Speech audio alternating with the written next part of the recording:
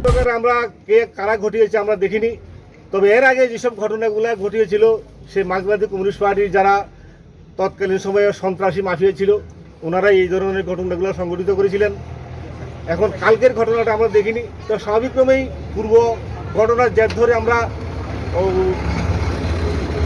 ওনাদের দিকেই তো আমাদের আঙুল দেবে, কারণ ভারতীয় জনতা পার্টির পার্টি অফিসের মধ্যে অগ্নিসংযোগ করার মানসিকতা অত্র অঞ্চলে অন্য কোনো বিরোধী দলের বা অন্য কোনো দলের আছে বলে আমি মনে করি না। কারণ অন্য দলের লোক এখানে প্রায় নাই বললেই চলে। শান্তির পরিবেশকে বিঘ্নিত করার জন্যই ওনারা যে একটা রাজনৈতিক মাইলেজ পাওয়ার জন্য ওনারা এমন ধরনের ঘটনা সংঘটিত করেছেন, যাতে বিলোনিয়ার যাতে আইনশৃঙ্খলাটা যাতে এটা অন্য মাত্রায় যায়, ওনারা যাতে রাজনৈতিক মাইলেজ নিতে পারেন, তাই এমন ধরনের ঘটনা সংঘটিত করেছেন। শুধু এখানে নয়, কালকে রাত্রে আমজাদনগরেও আমাদের দলীয় কার্যালয়ে ওনারা আক্রমণ সংঘটিত করেছিলেন গভীর রাত্রে। এই যে সাতমুরা কার্যালয়ে অগ্নিসংযোগ, আমজাদনগর কার্যালয়ে আমাদের রাত্রের অন্ধকারে ওনারা সংঘটিত করেছেন এই ধরনের কাণ্ড। খুব শান্তিপূর্ণভাবে এখানে প্রত্যেকটা মানুষের সহযোগিতায় আমরা সুন্দরভাবে এই অনুষ্ঠানটা সম্পন্ন করার জন্য আমরা সংকল্প নিয়েছিলাম। আজকে তার শেষ দিন, কিন্তু এই সুন্দর একটা পরিস্থিতির মধ্যে এই যে সুন্দর একটা সুস্থিতি পরিবেশকে বিষিয়ে তোলার লক্ষ্যে চক্রান্তকারীরা আমাদের এই দলীয় অফিসে অগ্নিসংযোগের মাধ্যমে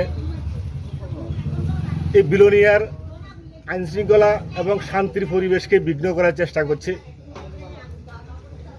এবং পূর্বেও এই সাতপুরা বাজারে বিরোধী দলের তৎকালীন সময় বিরোধী দলের যত পার্টি অফিস ছিল কোনো পার্টি অফিস এখানে থাকতো না, কারণ দুষ্কৃতীরা রাতের অন্ধকারে আগুন লেগে এর আগেও অনেক পার্টি অফিস এখানে বসীভূত ওনারা করেছেন।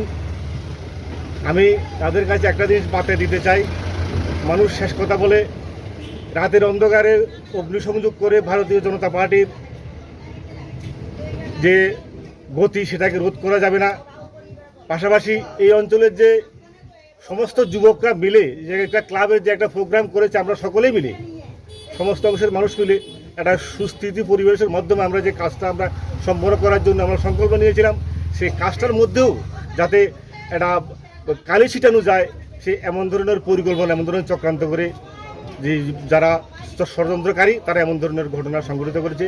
আমি পুলিশ প্রশাসন ওদের কাছে অনুরোধ রাখবো অবিলম্বে দোষীদের কঠোর থেকে কঠোরতম শাস্তি প্রদান করার জন্য, কারণ বারবার যদি এমন ঘটনা হতে থাকে তাহলে স্বাভাবিক আমাদের দলের যারা কার্যকর্তারা আছে তারাও তো মানুষ, তারাও তো প্রতিবাদে তারাও রাস্তায় নামবে। তাই আমি আরক্ষা দপ্তরের কাছে বিশেষভাবে অনুরোধ রাখবো যে এই ধরনের কাজগুলি যাতে সঠিকভাবে দমন করা হয়।